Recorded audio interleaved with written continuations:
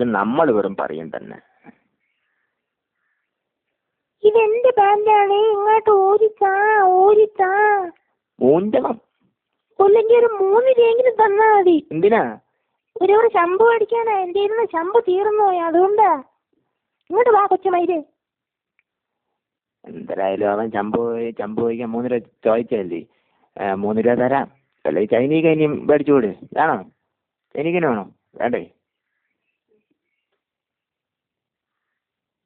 വേണോ?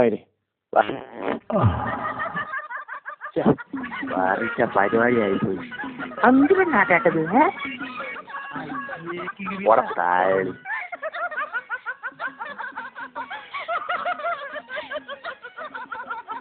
അതിനടി പുണ്ടച്ചല.